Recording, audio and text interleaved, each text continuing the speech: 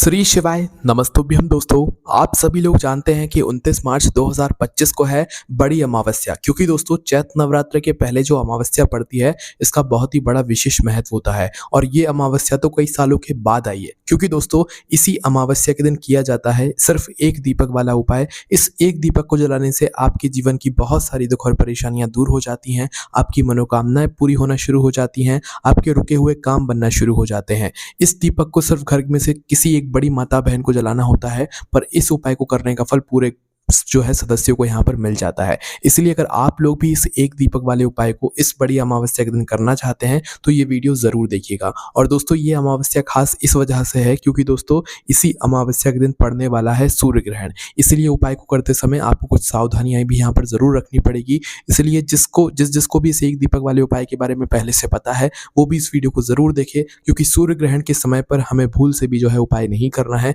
सूर्य ग्रहण के बाद ही करना है। और क्या क्या सावधानियां रखकर करना है ये भी इस वीडियो में हम आपको यहाँ पर बताएंगे। देखो कई बार हमारे घर में कुछ ऐसी परेशानियां होती हैं जिनका हल कभी हमारे पास होता ही नहीं और ना निकलता है। हम चाहे उस समस्या के लिए कोई उपाय कर लें, कोई व्रत कर लें, कोई नियम कर लें, पर जब भी हमारी घर से जो है दुख और परेशानियां दूर नहीं होती हैं तो उसका एक ही कारण होता है कि उस समय पर हमारे घर के जो पितृ होते हैं, हमारे घर के जो पूर्वज होते हैं वो हमसे नाराज हो रहे होते हैं। तो भाई अगर उनको प्रसन्न करना है तो उनको ही प्रसन्न करने वाली ये अमावस्या है जो कि चैत्र नवरात्र के पहले पड़ रही है।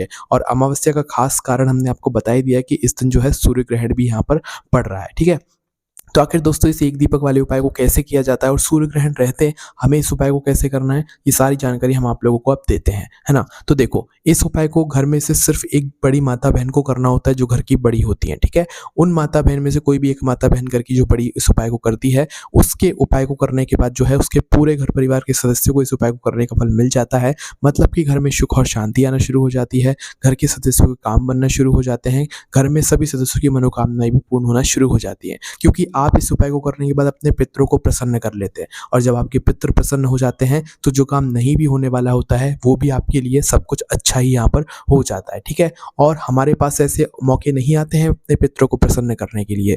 चैत्र महीने की या चैत्र जो नवरात्रि होती है इसके पहले जो अमावस्या पड़ती है ना, ये पितरों को प्रसन्न करने के लिए बहुत ही विशेष अमावस्या मानी जाती है। इसलिए जब मौका मिला है तो अपने हाथ से इस मौके को आप लोग बिल्कुल भी मत जाने दीजिएगा। तो आइए जानते हैं कि कैसे आप लोगों को अब ये एक दीपक वाला उपाय करना है, या एक दीपक आप लोगों को कैसे इस ग्रहण वाली अमावस्या के दिन यहाँ पर जलाना है। तो देखो सबसे पहली चीज, इस उपाय को आपको जो है शाम के समय करना होता है। इस उपाय को करने का एक ही समय होता है जो कि शाम का समय प्रदोष काल का समय होता है। ठीक है, और ये उपाय घर पर नहीं होता है, ये बाहर जाकर होता है। ठीक है, वो कहाँ पर होता है वो हम आपको बताएंगे। तो उपाय को शुरू करने से पहले हम आपको ग्रहण के बारे में बता देते हैं, क्योंकि ग्रहण यहाँ पर ज्यादा जरूरी है। क्योंकि ग्रहण रहते हमें उपाय नहीं करना है, ग्रहण समाप्त होने के बाद भी करना है। और वो सावधानियां भी आप लोगों को जरूर पता होनी चाहिए, जिन सावधानियों को रखते हुए आप लोगों को जो है अपना उपाय यहाँ पर करना है। ठीक है, तो देखिए ग्रहण की जो शुरुआत है दोस्तों वो यहाँ पर दोपहर में हो जाएगी। ठीक है, अब वो दोपहर में कब से होगी वो भी बताएंगे। और ये जो ग्रहण की समाप्ति है ये शाम को ही होगी, ऐसा नहीं कि सुबह ही हो जाएगी या दोपहर में ही हो जाएगी, नहीं, शाम को होगी। और सबसे बड़ी बात यह है कि ये ग्रहण हमारे भारत में नहीं दिखाई देगा। पर दोस्तों बहुत सारे लोग इस चीज़ को देखकर ये समझ लेते हैं कि चलो अब कोई दिक्कत नहीं है, पर ऐसा नहीं है। देखो जो ग्रहण होता है वो हमारी पूरी पृथ्वी पर पड़ता है और पृथ्वी के अंदर ही हमारे भारत आता है। तो इस वजह से आप लोगों को ग्रहण की बातों को जरूर मानना चाहिए, भले वह ग्रहण हमारे यहाँ पर भारत में ना दिखाई दे रहा हो। ठीक है, तो भाई ये जो ग्रहण है ये दोपहर के समय से शुरू होकर शाम को लगभग 6:30 बजे तक यहाँ पर चलने वाला है ना। तो इस ग्रहण की जो शुरुआत है वो दोपहर को 2:20 से हो जाएगी। हम आपको एक्यूरेट समय बता रहे हैं, आप इसके अंदाजन का ही समय मानना। कोई आपको इस समय के थोड़ा ऊपर बता सकता है, कोई नीचे बता सकता है। तो दोपहर की 2:20 से ये सूर्य ग्रहण शुरू होगा और ये जो सूर्य ग्रहण है ये शाम को 6:16 तक रहेगा। इसलिए आपने आपसे बोल दिया शाम को 6:30 बजे तक अनुमानित जो है ये सूर्य ग्रहण चलने वाला है। तो भाई 6:30 बजे तक आपको उपाय बिल्कुल भी नहीं करना है। भले शाम का समय होगा और उपाय को करने का समय भी हो जाएगा, पर 6:30 बजे के बाद ही आप लोगों को अपना ये जो उपाय है इसको करना है। ठीक है, तो इस बात का ध्यान रखना। देखो इस समय पर हमारे यहाँ भी दिन रहेगा, पर ये सूर्य ग्रहण हमारे यहाँ पर दिखाई नहीं देगा, तो इस वजह से इसका सूतक काल भी मान्य नहीं रहता है। पर दोस्तों जब भी कुछ नियमों का आपको पालन जरूर कर लेना चाहिए, ये आपके ऊपर हम निर्भर करते हैं। ठीक है, तो देखिए यहाँ पर जो उपाय है ये शाम को 6:30 बजे के बाद ही होगा, 29 मार्च 2025 के दिन, है ना। अब उपाय कैसे होगा वो हम लोग जान लेते हैं। देखो जैसे ही सूर्य ग्रहण समाप्त होता है तो उसके बाद सबसे पहले तो आपको स्नान करना है। भले ये ग्रहण भारत में ना लगा हुआ हो, मतलब पर ग्रहण तो हमारी पृथ्वी पर ही लगा है ना, पृथ्वी के अंदर ही भारत है, इस वजह से, है ना? तो आपको सबसे पहले स्नान करना है क्योंकि आप उपाय करने वाले हैं और कोशिश करना आपके अपने घर के सभी सदस्यों से भी बोले कि वो भी स्नान करें। तो भई आप लोग स्नान कीजिएगा पहले उपाय करने से पहले। विशेष रूप से जो माता-बहनें इस एक दीपक वाले उपाय को कर रही हो या अमावस्या के लिए अपने पितरों के लिए ये दीपक वाला उपाय है इसको करने वाली हो, तो भई पहले आप लोग स्नान ज़रूर कर लीजिएगा। स्नान करने के बाद अपने पूरे घर में गंगा जल से छिड़काव कीजिएगा, अपने घर के भगवानों को स्नान कराइएगा। भले आप लेट हो जाएँ, कोई दिक्कत नहीं है क्योंकि इस बार जो है ग्रहण पड़ रहा है, तो अगर लेट भी होते हैं तो मतलब सब कुछ आप लोग मतलब भगवान भी समझ जाएँगे इस बात को, है ना?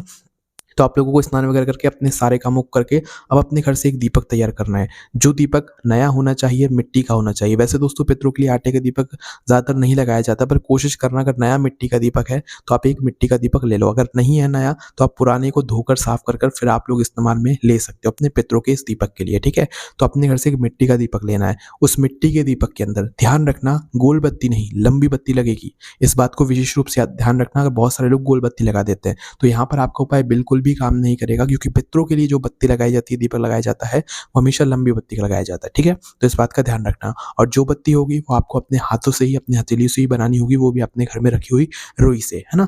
और रेडीमेड जो बत्तियाँ होती हैं उनको प्रयोग मत करना, है ना? तो अपने हाथों से एक रुई की बत्ती बनाना और अपने मिट्टी के दीपक के अंदर आप लोग रख लेना। मिट्टी के दीपक के अंदर इस बत्ती को रखने के बाद अब आपको इसके अंदर शुद्ध देसी गाय के घी का जो दीपक होता है, शुद्ध देसी गाय का जो घी होता है, वो डालना है। देखो घी जितना ज़्यादा शुद्ध होगा, उतना ज़्यादा आपका उपाय काम करेगा। अगर आप लोग लोकल मार्केट का, बाज़ार का नकली घी डाल दोगे, तो फिर आपको उपाय अच्छे से काम नहीं करेगा, ठीक है? तो इसलिए लंबी बाती रखकर उसके अंदर शुद्ध देसी गाय का घी आप लोग डालिएगा, है ना? तो इस दीपक को आपको अपने घर से तैयार करना है, पर जलाकर नहीं लेकर जाना है, ठीक है? तो अब हम जानते हैं इस उपाय की आगे की क्या प्रक्रिया है।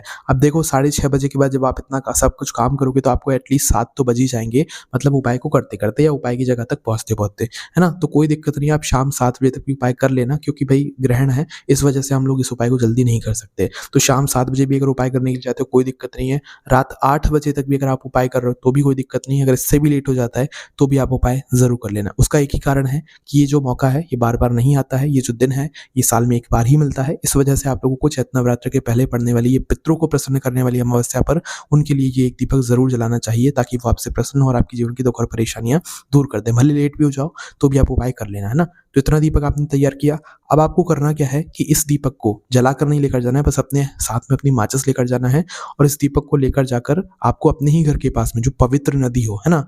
पवित्र नदी या जो बहता हुआ जल हो या पवित्र नदी आपके घर के पास में जो भी पड़ती हो, वहाँ पर आप लोगों को जाना है, ठीक है? अगर किसी के घर के आस-पास पवित्र नदी ना हो तो भी हम आपको बताएँगे, पर मुख्य रूप से अगर आप पवित्र नदी के घाट पर या पास में जा सकते हो तो ज़्यादा अच्छा रहेगा। तो आपको पवित्र नदी के घाट पर जाना है और वहाँ पर जाकर बैठ जाना है।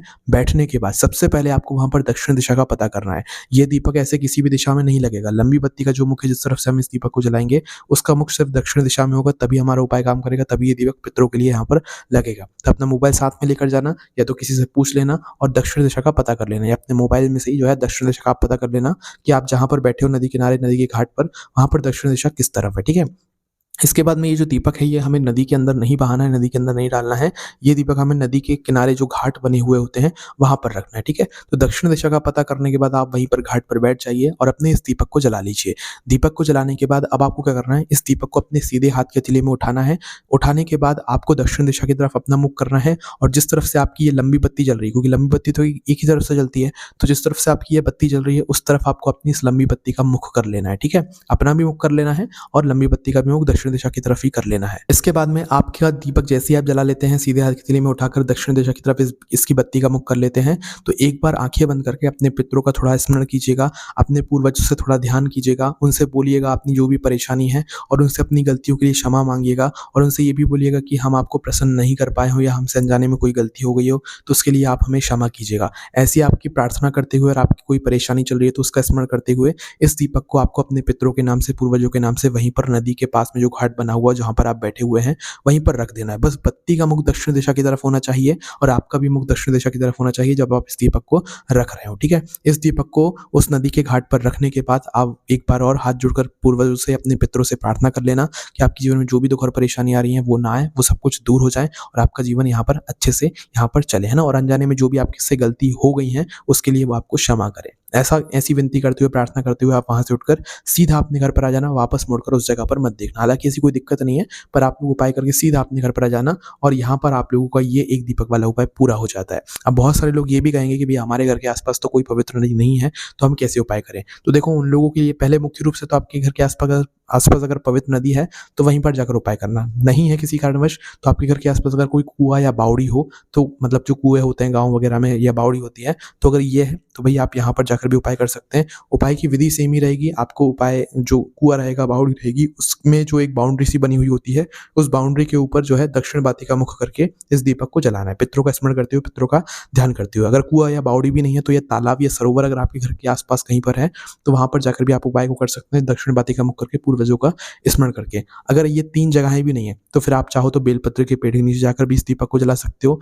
मतलब कि दक्षिण बाती का मुख करके पितरों का ध्यान करते हुए बेलपत्री के साथ में आप लोग पीपल के पेड़ के नीचे जाकर भी इस दीपक को जला सकते हो। विधि एक ही रहेगी, दक्षिण बाती का मुख होगा और मतलब कि पूर्वजों का ध्यान करते हुए। इसके अलावा जो है आँवले के पेड़ के नीचे जाकर भी आप लोग इस उपाय को कर सकते हो। ये 3 वृक्ष भी हमने आपको बता दिया है। अब भई किसी की कोई मजबूरी है जो कि अपने घर से बाहर ही ना निकल सके, तो उसके लिए एक आखिरी मौका रहता है कि वो अपने ही घर में इस दीपक को तैयार करके अपने ही घर के रसोई घर में जाकर इस उपाय को करे। आपके घर के रसोई घर में जहाँ पर आपके पीने का पानी रखा जाता है, मटका रखा जाता है, परिंदा रखा जाता है, गगरा रखा जाता है, वो स्थान आपके पितरों का स्थान होता है आपके घर के रसोई घर में। तो आपको क्या करना है, अगर किसी कारणवश आप अपने घर से बाहर ना जा सकें, तो उस जगह पर आपको ये वाला काम करना है। अन्यथा आप लोगों को जो हमने आपको जगहें बताई हैं, सबसे पहले वहीं पर जाना है पवित्र नदी के पास, वो ना जहाँ पाओ तो आप बावड़ी या कुएँ के पास जाना, वहाँ पर ना जा पाओ, तालाब या सरोवर के पास जाना, वहाँ पर ना जा पाओ। जो 3 वृक्ष हमने आपको बताए, उनमें से किसी एक वृक्ष के नीचे जाकर आप लोग उपाय कर सकते हो। जाना किसी एक ही जगह पर है और एक ही जगह पर जाकर आप लोगों को उपाय करना है और घर के सिर्फ़ एक सदस्य को ही यहाँ पर करना है। तो घर के रसोई घर में जो भी उपाय कर रहे हो, वो अपने घर में परिंदे के पास में, पितरों के स्थान के पास में अपने इस दीपक को लेकर जाएँ, जलाएँ और दक्षिण बाती का मुख करें। पितरों का ध्यान करते हुए अपना जो भी परेशानियाँ हैं, वो अपने पितरों से स्मरण करते हुए, अपने पूर्वजों से स्मरण करते हुए, इस दीपक को आपको अपने परिंदे के पास में रसोई घर के अंदर रख देना है। बस इतना सा अगर आपने काम कर लिया, तो आपकी जीवन की बहुत सारी परेशानियाँ दूर होना शुरू हो जाएँगी। आपके पितर अपने आप ही आपसे प्रसन्न होना शुरू हो जाएँगे और आपके जो भी रुके हुए काम है, वो अपने आप बनना शुरू हो जाएँगे। इसके अलावा दोस्तों, अगर आपके मन में कोई प्रश्न है इस उपाय से जुड़ा हो, तो उसे हमसे कमेंट करके पूछ सकते हैं। हमारी वेबसाइट भोलेनाथभक्ति.com पर भी आप लोगों को ये वाला उपाय पढ़ने के लिए मिल जाएगा। ओम नमः शिवाय, जय भोले बाबा श्री शिवाय, नमस्तुभ्यम।